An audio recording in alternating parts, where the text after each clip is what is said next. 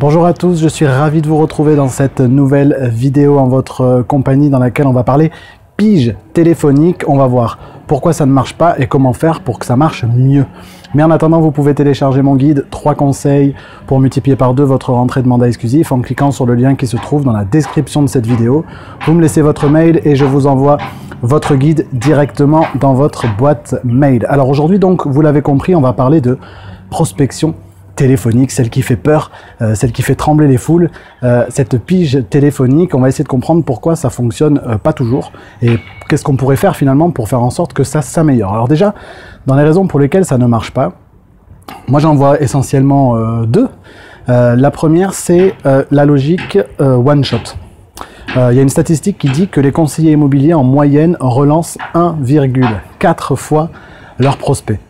Autant dire, c'est très simple, on contacte une fois un prospect, s'il nous dit oui, tant mieux, s'il nous dit non, je passe au suivant. Donc déjà, premier élément qui explique l'échec, c'est cette, on va dire, cette non-volonté de relancer un prospect qui nous aurait dit non. Il faut savoir que la plupart des commerciaux qui réussissent dans leur fonction, quel que soit le secteur d'activité, considèrent que leur travail démarre à partir du moment où le prospect leur a dit non. Donc c'est là que tout commence et non pas là que tout se termine. Et puis la deuxième des choses qui explique la difficulté à obtenir des rendez-vous sur la pige téléphonique, c'est aussi cette logique assez égocentrée, souvent chez les conseillers immobiliers, qui vise à parler que de soi et à commencer toutes ces phrases par « je ». Donc par exemple la première, j'ai un client, je suis implanté sur le secteur depuis 30 ans, je travaille pour le réseau X, etc., etc., etc.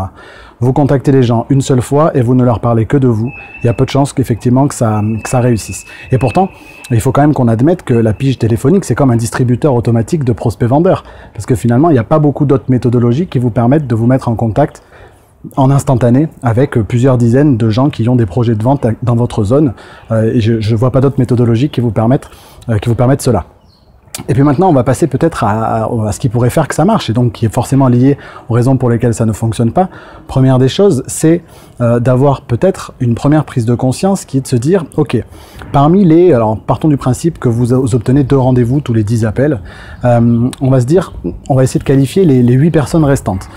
Et parmi les 8 personnes qui vous ont dit non, il y a effectivement des gens qui ont fait une question de principe de ne pas avoir à faire appel à un conseiller immobilier, ok, ça c'est respectable, mais il y a aussi une frange non négligeable de personnes qui vous ont dit non, non pas parce qu'elles n'ont pas besoin d'un conseiller immobilier, mais parce que vous les appelez soit au mauvais moment, ou par le mauvais mode de communication. Ça nous est tous arrivé à un moment donné d'avoir un besoin dans un domaine X ou Y, d'être contacté par une plateforme d'appel dans ce domaine-là, et d'envoyer balader la personne, pas tellement parce qu'on n'a pas besoin d'un nouveau forfait internet ou de comparer des offres d'électricité, mais plutôt parce qu'on nous appelle quand on est en voiture, au travail, occupé, etc. et que on ne sait pas qui on va avoir au bout du téléphone, on a l'impression d'être un petit peu floué, parce que c'est pas forcément quelqu'un à qui on avait envie nécessairement spontanément de parler. Donc l'idée, c'est qu'est-ce qu'on fait de cette frange de personnes qui nous a pas dit non parce qu'elle ne voulait pas affaire à un conseiller immobilier ou parce qu'elle n'avait pas de besoin, mais qui nous a dit non parce qu'on l'avait juste pas contacté au bon moment et avec le bon mode de communication.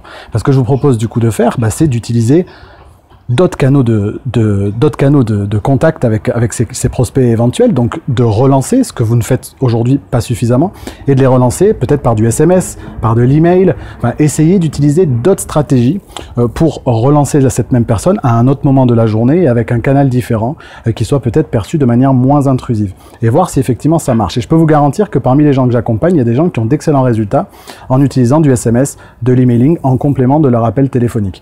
Donc ça, c'est une première raison qui fait que ça marche. Puis la deuxième raison, qui est liée à celle dont je vous parlais tout à l'heure, qui est peut-être d'arrêter de parler de soi et de partir du principe que nos prospects ne couchent pas le premier soir et ils ont besoin d'instaurer une relation de confiance avec nous avant de nous faire venir chez eux, ce qui est quand même pour le moins assez intime comme relation.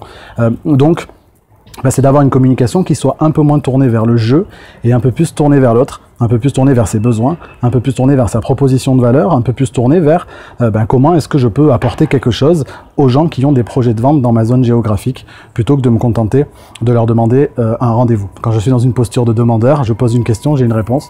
Quand je me mets dans une posture d'offreur, je fais tout de suite la différence avec ma concurrence.